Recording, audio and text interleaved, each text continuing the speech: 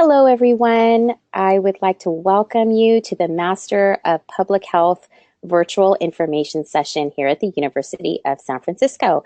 My name is Carolyn Arroyo, and I am the Graduate Enrollment Manager for the School of Nursing and Health Professions here at the University of San Francisco. I will be moderating this virtual information session. We have a detailed presentation today given by Dr. Kelly Langle, who is the chair of the Department of Population Health Services here in the School of Nursing and Health Professions. Just to let everyone know that this information session is being recorded and will be posted to our website. All attendees will receive an application fee waiver that can be used if you do decide to apply to our program.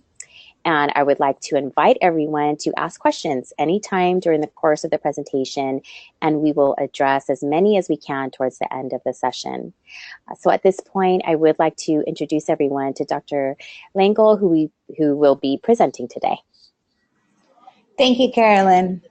Hi, everyone. I am Dr. Kelly Langle. I am the chair of our Population Health Sciences Department and the director of our Masters in Public Health program. Thank you for joining us today, and I'm just going to go over some kind of high-level information, a little bit of background about our school, tell you about our program and some of your different options, introduce our faculty a little bit, and then talk about what you might do with your MPH degree.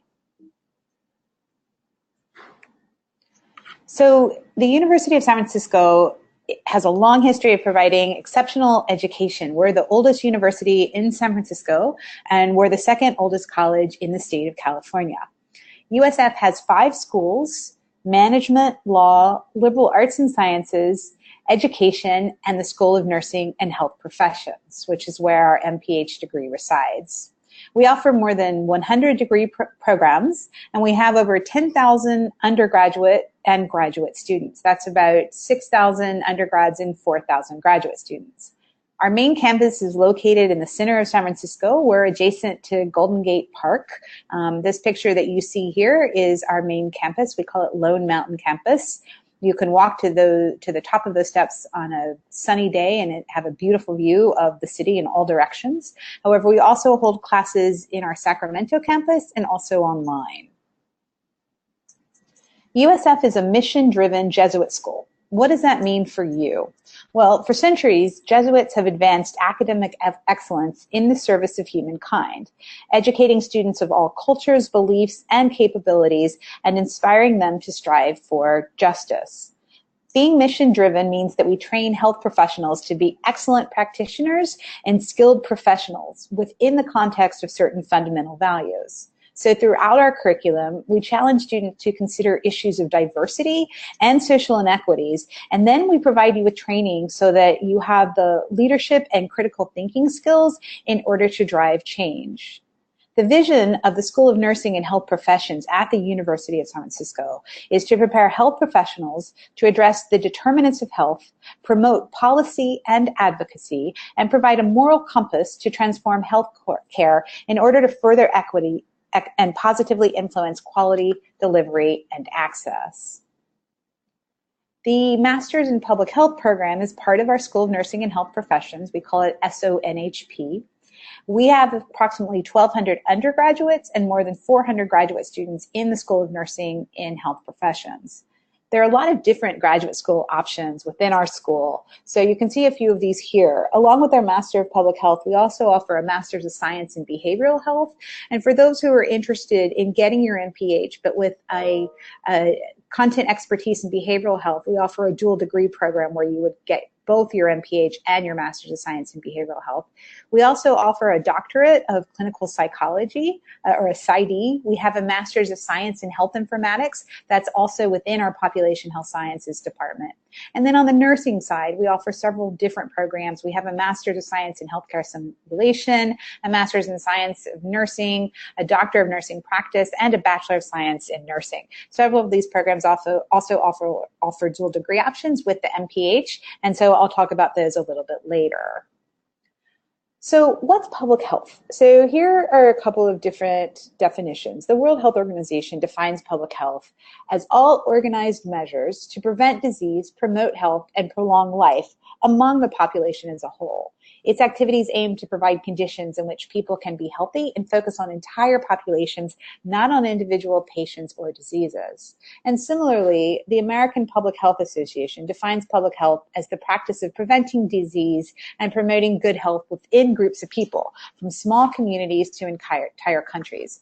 Public health professionals, we rely on policy and research strategies to understand issues such as infant mortality and chronic disease in particular populations.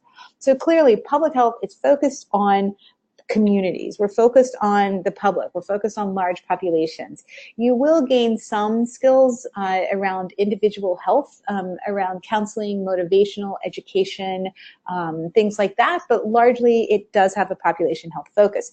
If you're also interested in some of those more individual health promotion skills, then there are other programs that you might want to combine with your MPH, and I'll talk about those a little bit later. So overall, the Masters in Public Health at University of San Francisco, we're interprofessional and we provide a highly practice-oriented program. So in the MPH program at USF, you'll become equipped with core knowledge across our core public health disciplines. These include epidemiology, biostatistics, environmental health, public health policy, and social and behavioral health. You'll also obtain rigorous training in quantitative and qualitative methods, which includes advanced coursework in program planning and evaluation. And then you'll also be able to take electives in a variety of different areas. Just a few of these are listed here. They include research methods, maternal and child health, health economics, health informatics, adolescent health, sexual health, food, agriculture, nutrition, global health, as well as a variety of other MPH electives. Some general MPH program features. Our MPH at USF, it's a 2-year program.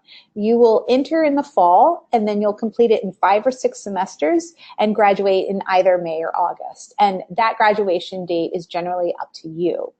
We offer courses in the fall, spring, and the summer. You'll typically take 2 to 3 classes each one of those semesters, and between 42 and 45 credits are required for graduation. You'll complete an applied integrative practice experience, or what we call our Fieldwork internship, for a total of 300 hours, or 200 if you're in our Sacramento program. The MPH program is designed for working professionals, and I'll tell you why in just a moment. So there's 3 options plus combined degrees for our MPH program. First, there's what we call our generalist program. This is based in San Francisco at our main USF campus in the middle of the city.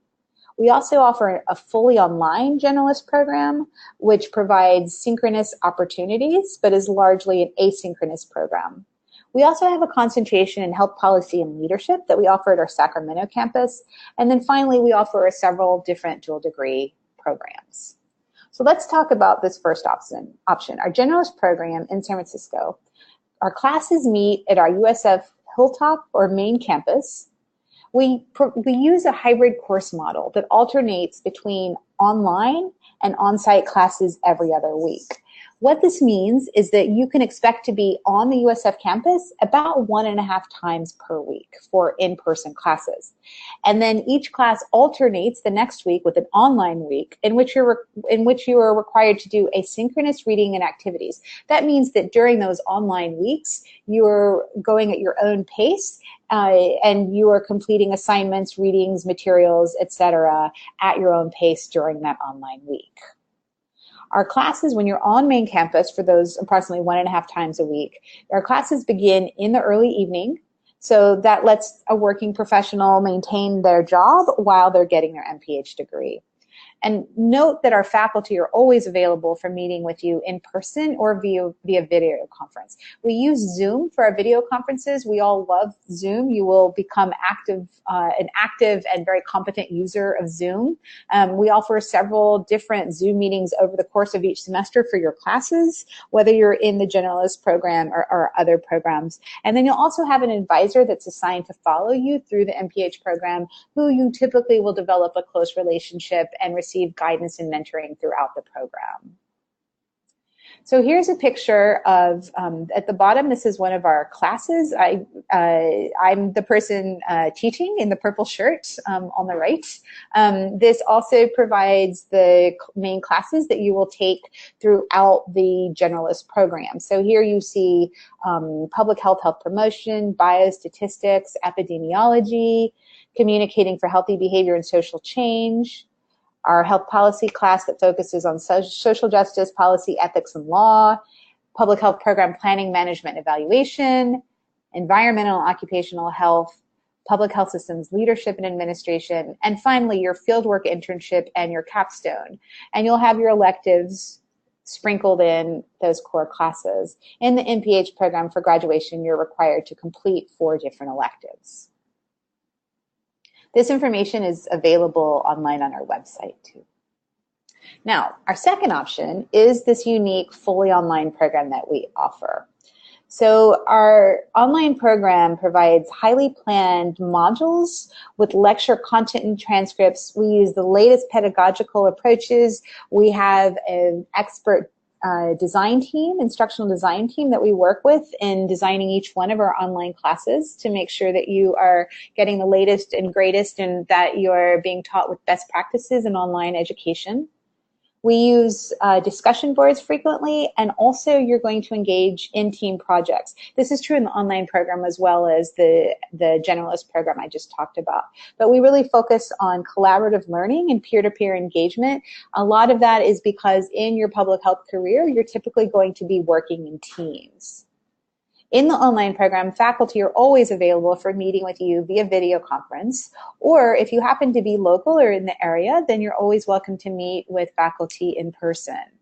So in the online program, you can expect to have several Zoom meetings over the course of each semester in your courses and also with your advisor, and you will have an advisor assigned to follow you through the MPH program. Again, for helping with your scheduling every semester, for providing mentorship when other issues come about that you need faculty help with.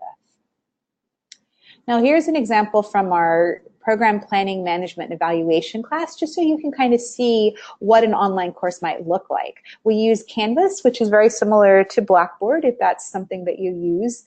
I personally love Canvas. It lets us set up highly structured modules that are very user-friendly for our students.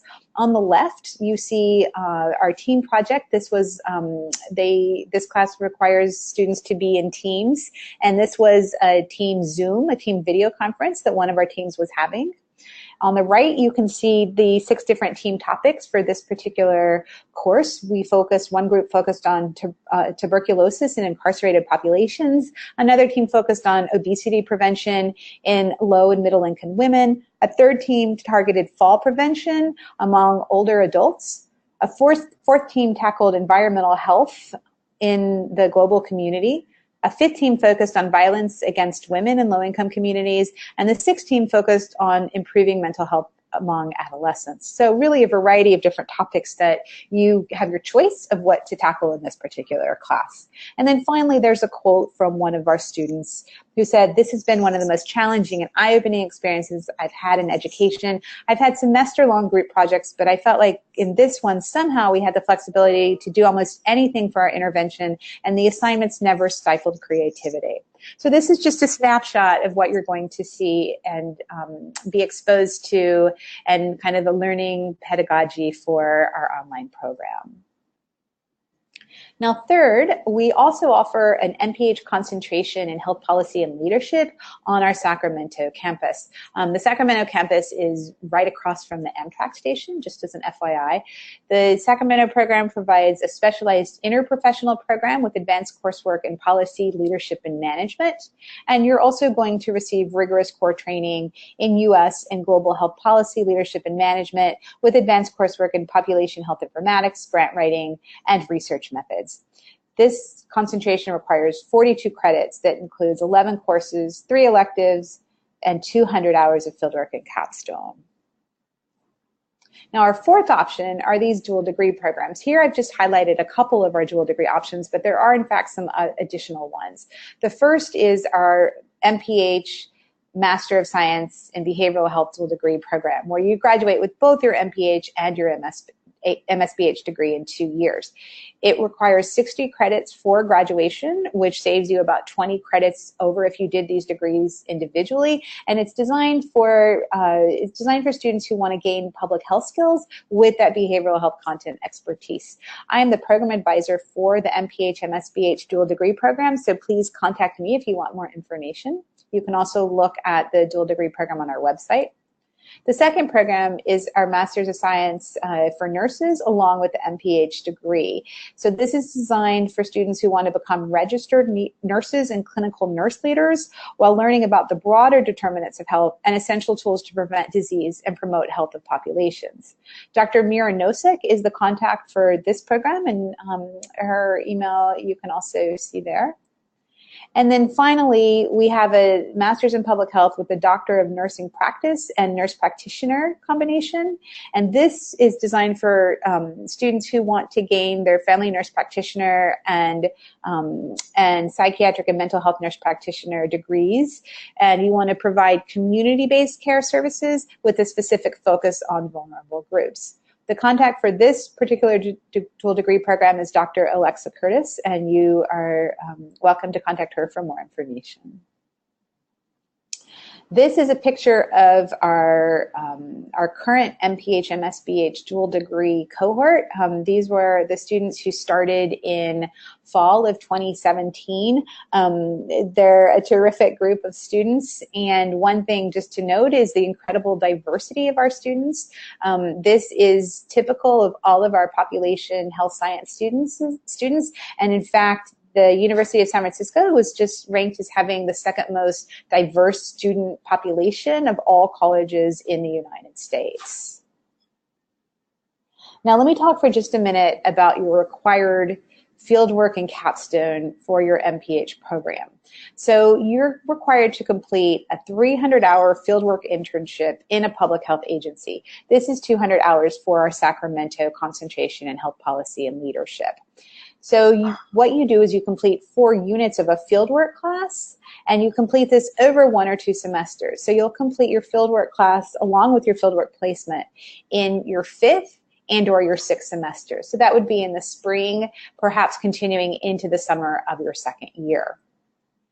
The Fieldwork and Capstone integrated practice experience culminates in a professional quality capstone paper, very similar to a master's thesis, as well as a presentation at our Health Professions Day, which occurs in August and is one of students' favorite experiences in the program. The entire Population Health Sciences Department has a day that's just focused on our students and their presentations of their fieldwork and their capstone projects, where you invite your preceptor for your fieldwork, other friends or colleagues, and your family if you would like. Now, to acquire your fieldwork placement, we'll work closely with you to identify potential fieldwork sites and match your interests to the agency based on your experience, your interest, and your career goals. So finding your fieldwork site is done in close collaboration with your faculty. Here are some sample field placement agencies. We have placements, of course, the majority of our fieldwork placements are in the local San Francisco Bay Area, but we also have students who will do placements in other states for our online students, some internationally. That's always an option for you too. They focus from the San Francisco Department of Public Health through Planned Parenthood, Physicians for Social Responsibility, our homeless prenatal program.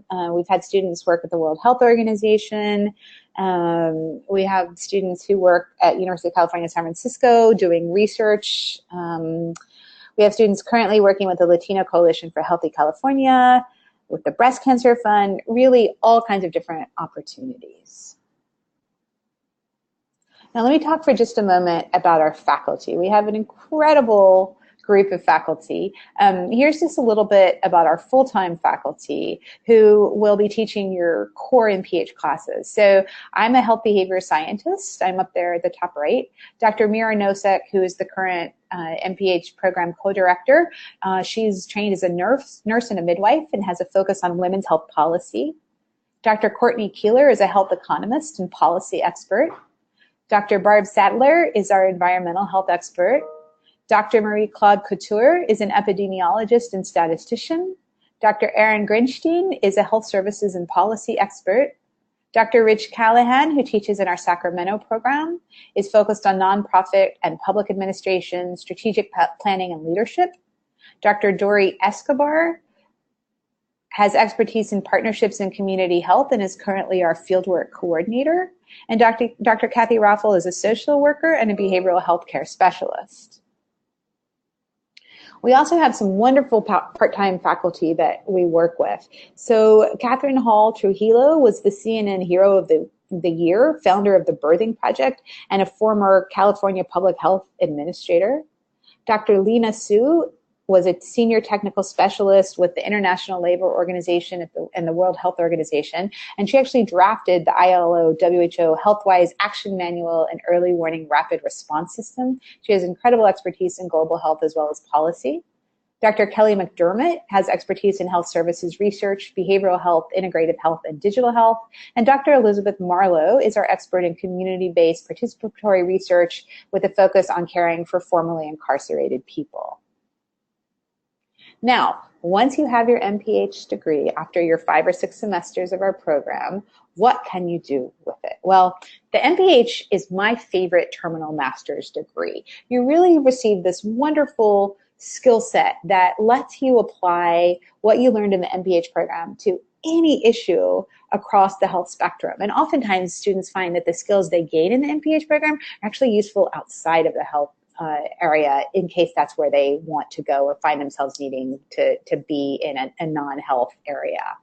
So just kind of loosely grouped, community health, these are some of the titles you might be aiming for or find yourself looking for employment in or be offered jobs in these areas.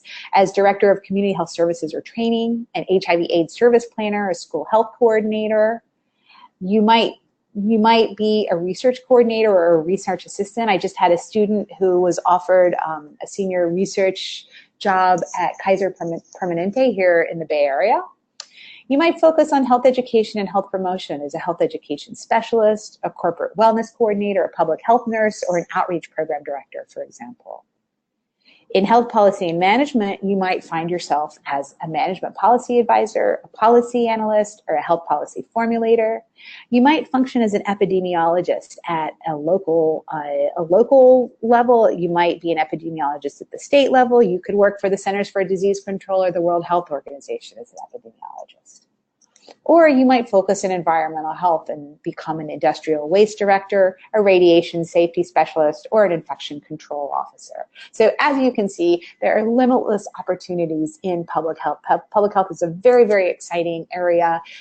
It's been growing. It's only growing more as more and more attention is paid to how public health has a huge impact on morbidity, mortality, disease prevention, disease management, and treatment, on the health of populations.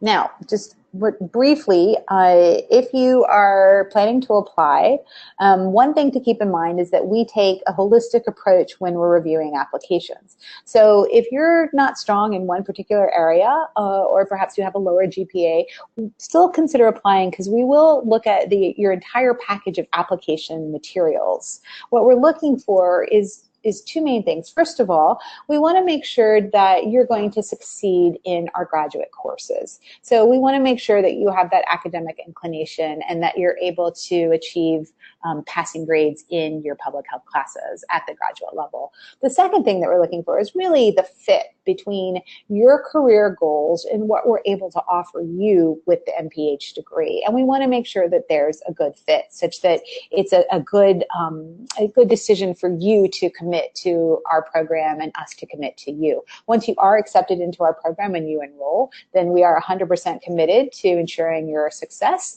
and graduating within 2 years for your MPH degree. So you do need to have a bachelor's degree in any discipline. Our students come from every single undergraduate program out there. We recommend your GPA of 3 or above, but if you have a lower GPA, then as I just said, that's also acceptable because we do look at you as an applicant holistically. You'll need 2 letters of recommendation. If one of those letters can come from an academic reference, perhaps a professor in your undergraduate coursework, then that would be ideal. But if you don't have that, if you're not able to do that, then that's also okay. You need to submit a professional resume, and then you also need to provide a statement of purpose about your professional goals. We have those questions detailed in in the admissions requirements online.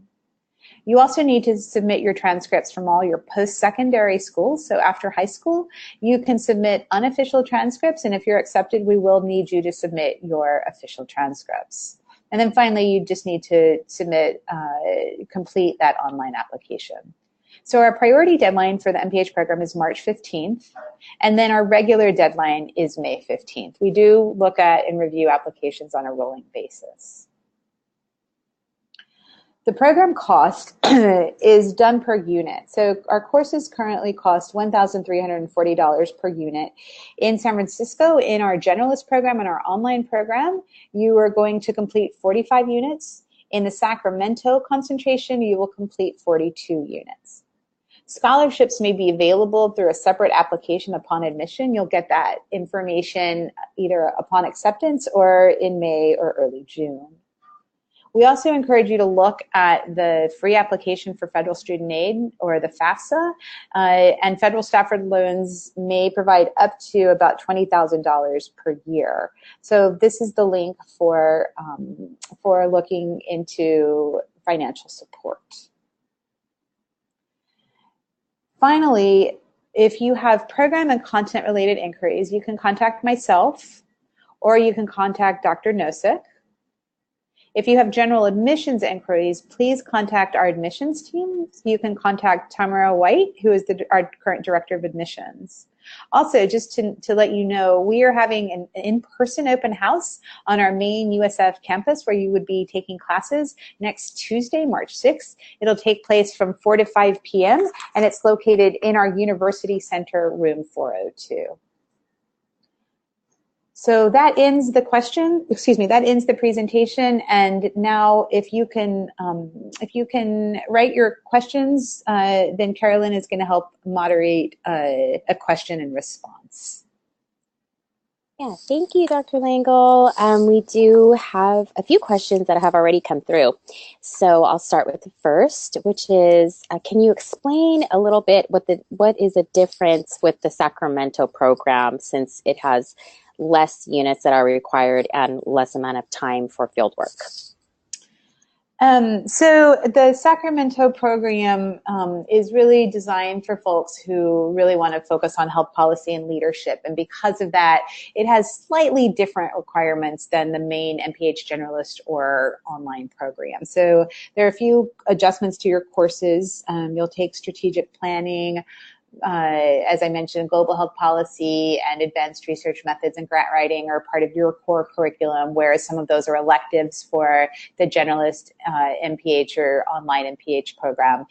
Also, the reduced fieldwork requirements were set on based on the fact that many of our MPH Sacramento concentrators have had additional working or professional experience in the health field, and so we felt that 200 hours of fieldwork was sufficient for providing that integrative applied practice experience that was needed for the optimal application of the skills that you're learning in the MPH program.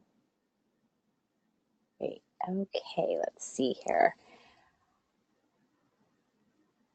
Can you give a sense of how big each cohort is and how big the classes are? Sure.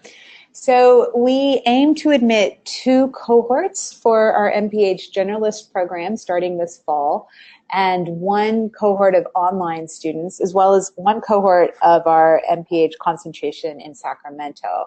A cohort will range from between 15 to 25 students. And you get to know your cohort very well. You're often in classes with your cohort over the 2 years of your program. You are heavily engaged with peers in your team projects for different events that are offered on campus. We have a population health sciences It's a student association that sponsors community service as well as social events. So you're highly engaged with your peers throughout your time at USF. Was there another part to that question? No, that was it for that one. Oh, let me add one See. thing. Your Sure. classes will have up to about 25 students in them. Sometimes they're much smaller at around 14 or 15, but they may go up to 25 students. Okay. Would you recommend this MPH program for students coming directly from an undergraduate degree without much experience in the field? You know, that's an individual decision that you need to make. I do believe that it's helpful to have some experience in the health field in order just to cement your decision to pursue your MPH degree. Your MPH, it's a lot of work. It's a lot of technical content, a lot of skills-based learning, a lot of teamwork. It takes a lot of time. You're spending a lot of resources. It's a big financial commitment. You're having to balance your schoolwork with your family and work and volunteer commitments. So it's good to really know that public health an MPH degree will in fact provide you with the skill sets and the content expertise and knowledge that you need for your larger career goals. So but at the same time, it's up to the individual. If you know that public health it's what you've always wanted to do, you're undergraduate, perhaps you had an undergraduate major in health education, or psychology, or math or statistics, something where you've known for a while now that public health is what you want to do with your career, then it's entirely appropriate to apply directly out of your undergraduate program. So I think you need to evaluate that for yourself. If you do apply directly out of your undergraduate program, then your resume hopefully will reflect that you know what public health is by showing that you have done volunteer or perhaps on the side work in public health during your undergraduate program. Great. Okay. We have a couple of questions regarding our online program. The first is, are online students able to apply for global health opportunities? Is this in relation to fieldwork? I believe so. I'm not exactly sure how to answer that question. Yes, I mean, online students have the same opportunities for fieldwork. Like I said, you can find a fieldwork placement in your location where you live. But if you want to do an international placement, then that's also something that our faculty and fieldwork coordinator can certainly help you with. You have the same fieldwork opportunities because if you're not local in the Bay Area, if you are local in the Bay Area and you're doing our online program, then all of our Bay Area opportunities for the MPH Generals program are absolutely open to you. But if you want to do international, your fieldwork in a national setting, then that's absolutely possible. Okay. And for the second online question that we have, is this online program at your own pace and time, or is it synchronized? So it's not, it's asynchronous, right? So the way that your online program will work is that our fall and spring semesters are 16 weeks, our summer semester is 12 weeks. And so you will have required readings and activities each one of those 16 weeks. So oftentimes your deadline might be, let's say every Sunday, you're going to have an assignment due. That assignment might be a discussion post on Canvas. It might be an individual response or a reflective question. It might be a paper, an analysis. It might be an equation, calculating an odds ratio, for example, creating a blog post that we do in our environmental health class. So typically you will have an assignment. If it's not due once every week, it might be, you might have an assignment due once every couple of weeks. But so you have firm deadlines for submitting those assignments. However, you are able to go at the pace that you want to during the week prior to when the assignment is due. However, at the same time, as I made a note of, your faculty are always available to you via video conference. So via Zoom or via Skype, if that's what you prefer, we're always here for you. And those meetings can be arranged. Sometimes professors for online classes will offer video conference office hours. So we might say from 5 to 7 every Wednesday, the professor might be available via video conference, and all you have to do is log in on a link, for example. Okay. Another online question. If you are admitted into the online program, are there any opportunities to take 1 or 2 classes on ground? Absolutely. So what we do is we prioritize the type of class for the enrolled student. So if you're an online student, for example, then you have priority for enrollment into the online classes. Once we pass a period of about a month, for example, and this is determined every semester, then you're able to enroll in any class. So as an online student, if you wanted to take one of the hybrid classes in San Francisco, where every other week you're in person on our San Francisco campus, then you would wait until the MPH generalist or hybrid students have had a chance to enroll, and then any extra spaces are open to everyone. And we do have students who choose to take a class in a different format.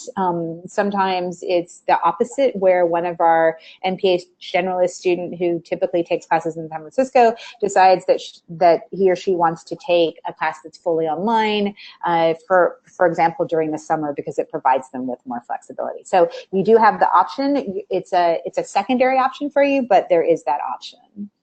Great, very flexible.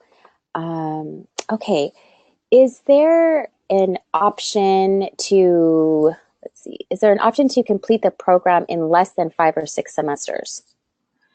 And not really. What we find is that when students try and accelerate, then they don't get an optimal learning experience.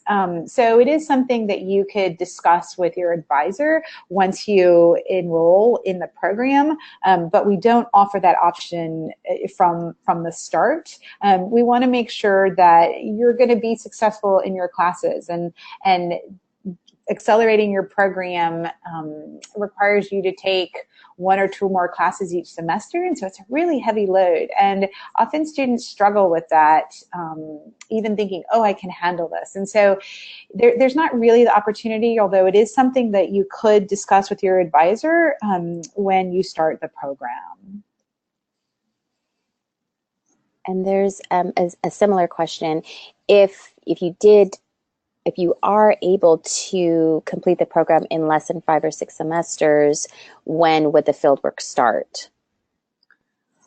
So let's see, I have to think about that question. I don't have a good answer for you there. Again, it's something that you're going to have to work out with your advisor, but our classes are offered about once a year. Sometimes they might be offered in 2 semesters instead of 1 semester during the academic year, but it's something that you'd have to work with your advisor on. As I said earlier, fieldwork, along with your capstone, which is your master's thesis or equivalent to a master's thesis, are typically completed in the spring or the summer of your 5th and or 6th semester of the program. Okay.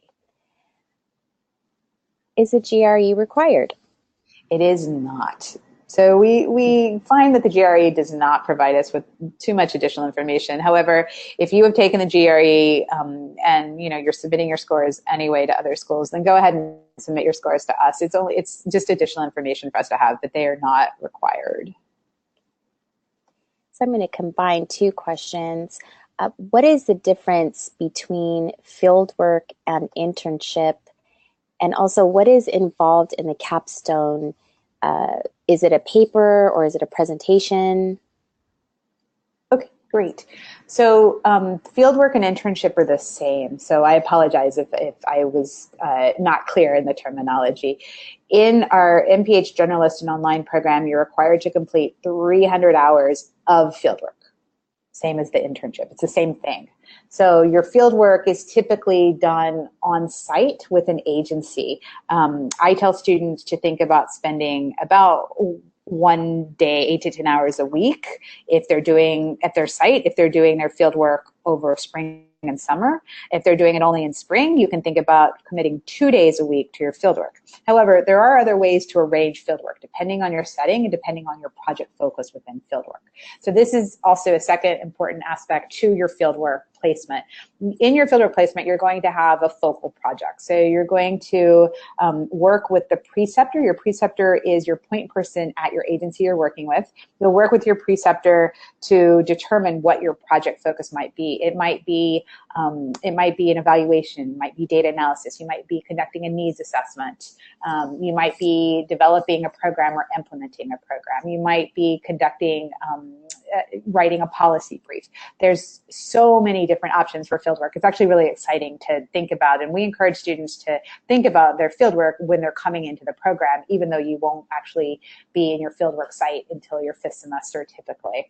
So there's a project focus within your fieldwork that's really for the agency, and you're gaining good skills that way too. But we also encourage that fieldwork placement to have more of a professional focus where there are other aspects of that agency, of that topic you're working on, maybe perhaps the population that you're also learning about while you're on site at your agency and doing your fieldwork. So for instance, if your placement is with the homeless prenatal program and your project focus for the agency is helping them to conduct a needs assessment of nutrition for the population they serve, you might decide that you also you have a professional interest in really learning more about how are homeless women just generally served. And so you might decide that part of your field work is also conducting interviews with key informants, with experts who work with homeless women. You might decide you want to learn more about the system of care, the system of services that's set up to help homeless women. You might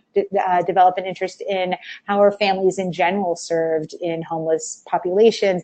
Maybe you want to look beyond the San Francisco area. You want to look in general, how do they handle homeless women, families in Southern California, maybe in different states, et cetera, et cetera. So that's something that you would develop with those activities you would work on with your preceptor as well as with your fieldwork faculty. So we try and have that fieldwork experience be more of a holistic experience while you're conducting some type of focal project with your agency.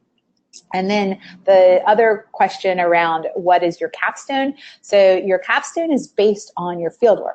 So to use my example, if you're working with the homeless prenatal program here in San Francisco and you're conducting a needs assessment to look at nutrition among homeless women in the prenatal program, then your capstone paper might focus on nutrition among homeless women. You might provide epidemiological data about homelessness in the Bay Area.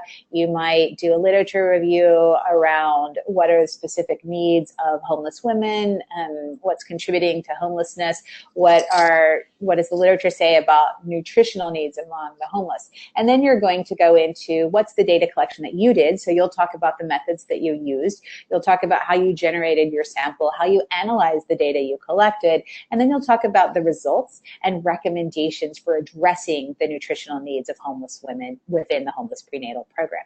So that would be your capstone paper. It's a professional quality, it's a scholarly work that you are putting together. You will develop that in your capstone class with a lot of oversight from your faculty. You'll have a faculty who is assigned to you to work on that capstone paper. There also is a requirement for a presentation. You will give about a 15-minute presentation that's based on your fieldwork and the work that you did on your capstone paper that summarizes your fieldwork experience, talks about what you did, talks about what you learned, and provides recommendations moving forward for program implementation or service delivery. You do that at Health Professions Day that we have every August at the very end of the summer semester. It's typically the second week of August. However, there may also be an option to, instead or in addition to that presentation in August, to create a poster where you present this poster in May. A poster we use a lot in public health at our conferences where you're putting all that similar information into a written poster format, a big poster, 2 feet by 4 feet, something like that. And you'll post that up, stand by that poster, and then as people come around and ask you questions about it. So those are part of the capstone. So the capstone includes a paper, a document that you file with our library, as well as some type of presentation. Yeah, those are always great to see. Yeah.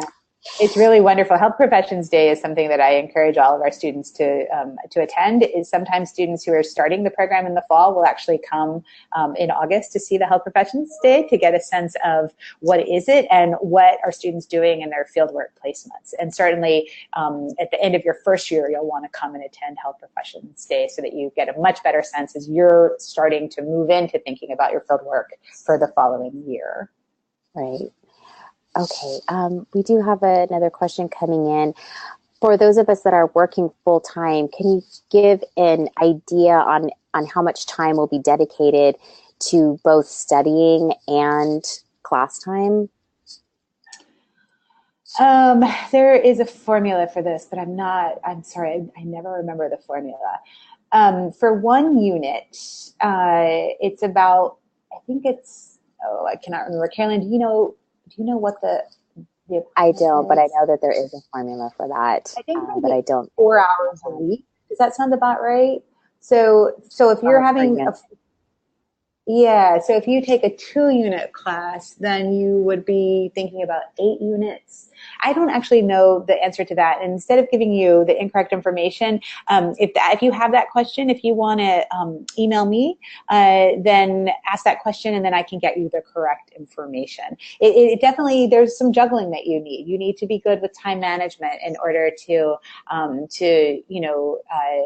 make this program work.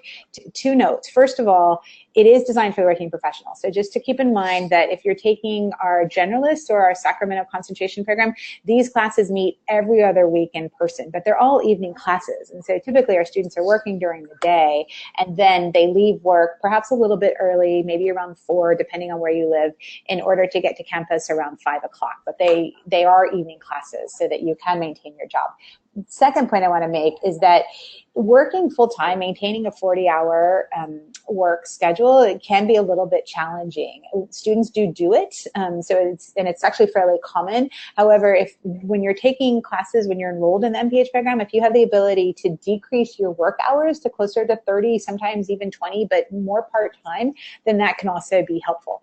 Also, students will often start in the fall, continuing their full-time work, and then after they have 1 semester of experience with the program and balancing all of their priorities, then they'll make an adjustment to their work schedule if they need to. Okay, let's see. Just have one more question coming in regarding fieldwork. How does one get placed with an agency to gain fieldwork hours? So we have a designated faculty member who works with students individually around their fieldwork placement. So she'll help you talk with you about your interests, what your experience is, what kind of skills do you want to gain. You'll work with her as well as your advisor. So you will have a faculty advisor who you work with from the beginning of your enrollment in the fall all the way through your 2 years. So you'll work with them in order to think about what type of agency do you want to be at, what kind of skills do you want to gain? What kind of populations might you want to work with? So you'll work with the 2 of them. And then one thing they'll say, okay, here are some sites that you might want to think about. Either we've had students here or here's some new sites. Now, while that's occurring, you also will say, oh, you know what? I met this person or I heard about this organization or I volunteer here and I'm really interested in trying to see if I could do my placement there. So at the same time, you're also investigating sites from your end, and particularly if it's a new site that we have not worked with in the past. And so you come together and you will solidify that with your fieldwork coordinator as well as the agency. The agency has to have a preceptor available who is willing and committed to work with you. If they have an MPH or public health background, all the better. and we ask them to submit their CV. The agency has to complete a memorandum of understanding, an MOU. If it's one of our agencies that students have already worked with, we'll have all that on file. So there's less documentation that's needed to get the fieldwork up and running. So all of that work typically will happen in the fall. So you're working on finding your placement, finding that preceptor, solidifying your placement to where you feel very good about it, and then typically you'd start it in the spring. Okay. We have one more coming in. Are students able to take electives outside of the country? So I'm assuming if they maybe are traveling, they're asking if they can take their elective classes in another university. So, we have a policy that's determined, I believe, at the university level, and you're able to kind of transfer in, I believe it's up to eight units. Carolyn, do you know, is that right? Is it 8 units that they can transfer in? I am not sure about that. I'm not sure about that, but I can check into it. It's terrific. So I think it's up to 8 units that you can take at other colleges or universities, and it doesn't matter if they're out of the country or in the country. However, before you do that, you need to work with your advisor, and your advisor needs to approve that and make sure that whatever course it is, it has to be at a graduate level and it has to have a public health focus. But we do have students who will take an elective at a different location. So that is possible. Okay. And I believe that's it, Dr. Langle. I don't see any other questions coming in at this point. Super. All right. So you have our contact information. And if you have kind of more program or content related, is this the right program for me? Could I do it this way? Then by all means, contact me or Dr. Nosek. If you have more questions about the submission of your application, if you're online, there are certain states that you can't apply from, things like that, then please contact our admissions team, contact Tamara White, who you have her email there. And thank you all very much. And I hope that we're able to welcome a number of you to our MPH program this fall. And we want to again thank everyone for taking the time. This is the lunch hour, so we really appreciate you attending our virtual information session, and we hope that you found it helpful. And like to thank Dr. Langle also for a really great presentation today. Just a reminder that we are, as stated earlier, accepting applications for fall 2018, and everyone that has attended will be receiving an application fee waiver. And if you have any questions, I'd also like to provide my information. It's if anyone would like to email me, my name is Carolyn, and my email address is C as in cat, ARROYO2 at usfca.edu, and you're more than welcome to also email me if you have any questions. So thanks, everybody, and we hope that you have a wonderful afternoon. Bye-bye.